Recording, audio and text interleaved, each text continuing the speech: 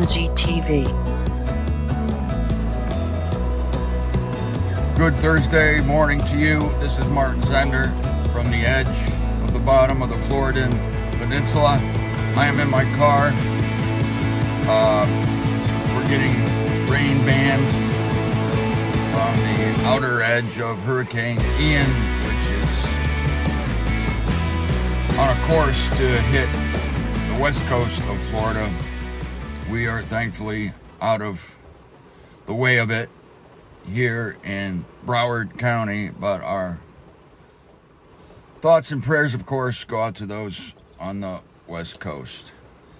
I'm going to talk about this hurricane and earthquakes and wildfires and floods and volcanic activity tomorrow, because these things are included in the things that God declares are ours. And today, I'm going to bring you a giant, really spiritual revelation, because this verse from 1 Corinthians chapter 3, verses 21 through 23 is continuing to bear fruit. I mean, this is incredible. I'm tempted to call this the unknown verse. Where's this verse been? Well, Paul says, all is yours, yet you are Christ's, yet Christ is God's. This is a bombshell verse. And I'm just now eating the fruit of it. I'm just now contemplating everything that is included in this verse. I told you that all those dead people at the Fort Lauderdale Memorial Park are mine the day before. I told you that death is ours.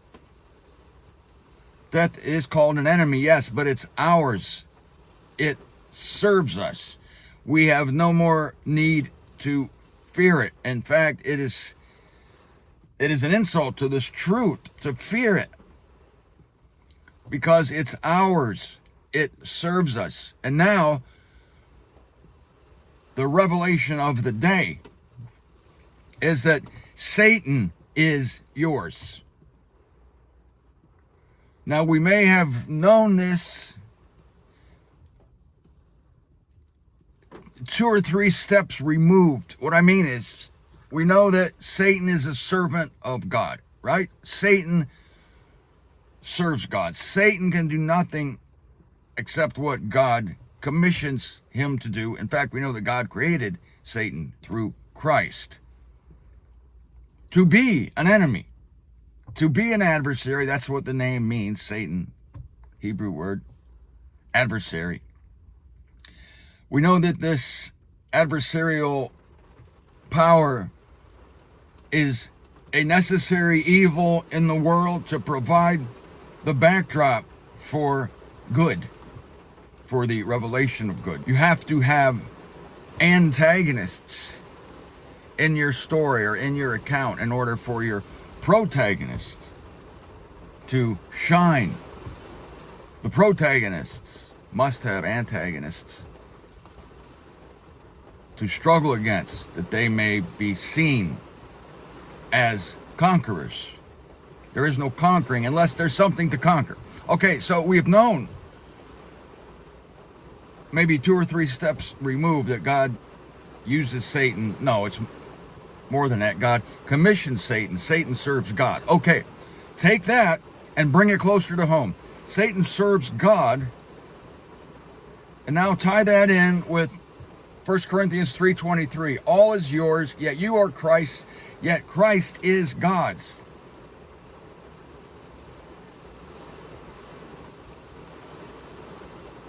What doesn't belong to God? Thank you.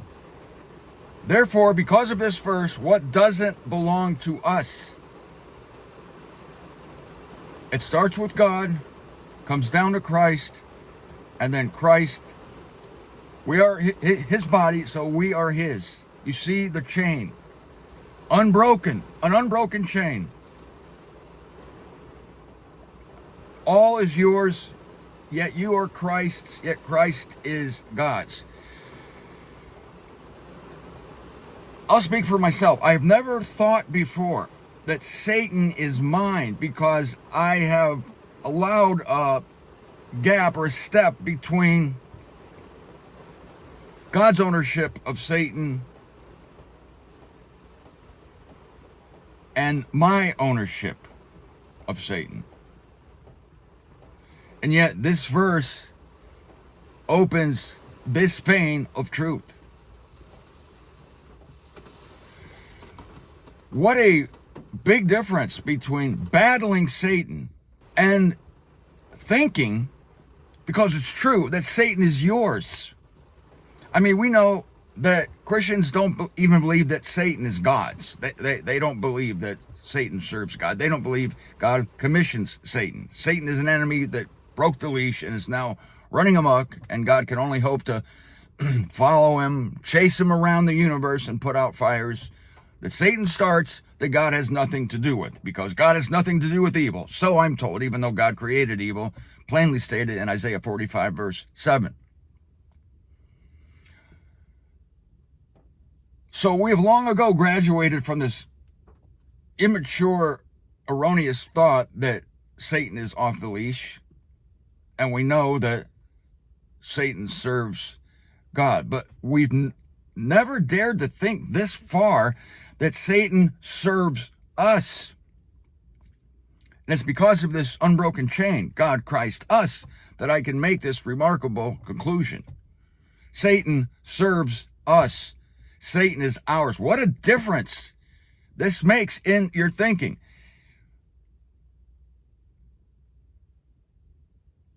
I mean, for a long time now, we've no longer battled Satan because we realize that all things, Romans 8:28, all things are working together for the good of those who love God, called according to his purpose. So we've known that God uses Satan to bring necessary evil into our lives to train us, and that Satan can't touch us apart from God. We've known that. But this possession mindset, and it's not that Satan possesses us. I've been asked over the years, does Satan still possess people? And my answer has always been no, because the Spirit of God within us is greater than the spirit of Satan. He who is in you is greater. That is, he who is in you, Christ, is greater than he who is in the world. So Satan doesn't possess anyone. But how about this? The complete obverse. You possess Satan. Talk about blowing up that model of satanic possession. No. With this revelation, I'm understanding that we possess Satan. Not only are we not struggling against Satan now, but Satan belongs to us. And he is our servant. If he belongs to you, because you belong to Christ and Christ belongs to God, what room is there anymore for fear? There's no room for it at all. Now, I'm going to make a final startling point, but before I do, I need to emphasize the word yet, because someone was alarmed by this teaching, commenting to me saying, are you saying that Christ is ours and God is ours? No. Everything beneath Christ and God is ours. And this is proven by the presence of the word yet. I'm quoting now from the Concordant Literal New Testament, 1 Corinthians 3:23. All is yours, yet. So there's a qualification here. All is yours. Oh, yeah, yet. Oh, what? Slow down. Yet, you are Christ. See, we're Christ, yet Christ is God. So I thought it was self-evident. Apparently not. All is ours with the exception of Christ and God. We're theirs. Okay? I want to make that clear. We are theirs. They are not ours. But here's the hierarchy, if you will, or the order of importance. God, Christ, us. And everything else serves us just as it serves Christ and God.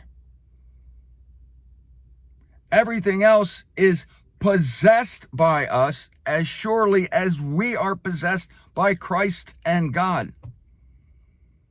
And I don't think this statement is proleptic.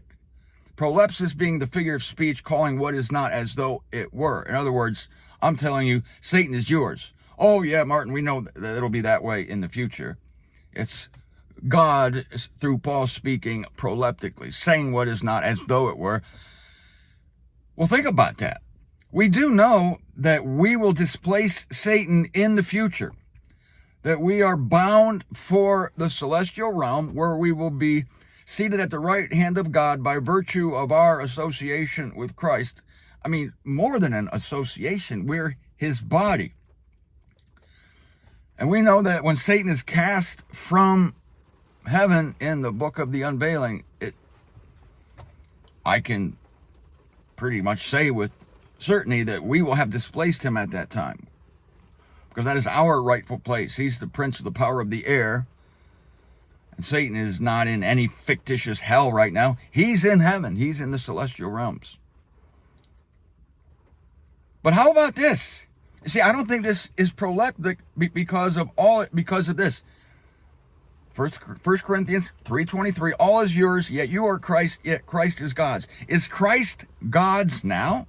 Does Christ belong to God now? Of course. Do we belong to Christ now? Yes, we do. So I'm going to keep the tense here. I'm going to keep the truth of this verse being a present reality as I consider all is yours. So if Christ is presently God's and we are presently Christ, then all is presently ours. Folks, what I'm telling you is you don't have to wait until we are made immortal, snatched away to celestial realms, and displace Satan as the universe's next sovereignties, the universe's next aristocracy. That's our future. But we don't have to wait for that.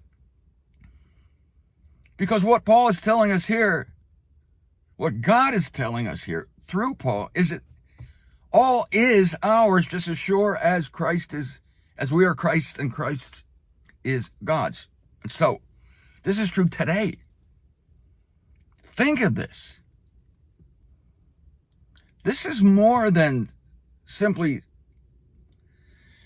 knowing that God is using Satan to bring us necessary trial. This is, Satan is yours. Seems blasphemous. Oh, no. It can only belong to God. An entity as powerful as Satan can only belong to God. Oh, wait a minute. Yeah, right. That's true. But what belongs to God, with the exception of Christ, belongs to us. Because all is yours. All? That's what the man says. And there are only two exceptions, denoted here by the word yet. And those exceptions are Christ and God. They're not ours, we're theirs. But everything else is ours.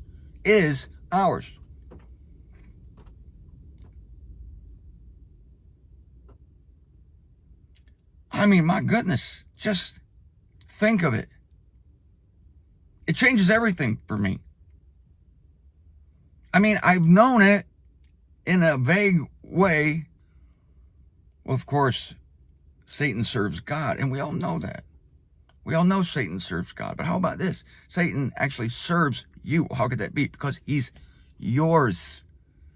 He doesn't own you. You own him. This is a deeper truth than to merely think, as great as this truth is, that all works together for the good of those who are loving God, called according to his purpose. Yes, we've known that all works together for good. And that would include Satan. Yeah, Satan is, whatever he does by the direct sending of God, works for us. We need necessary evil to train us.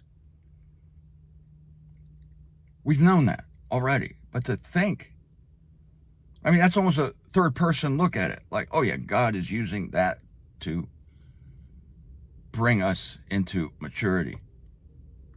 But to think that it's a possession. And again, not Satan possessing us, but us possessing him. I mean,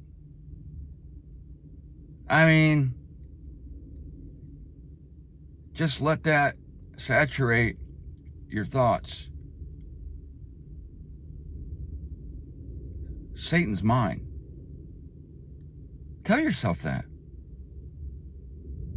You might as well, because it's true.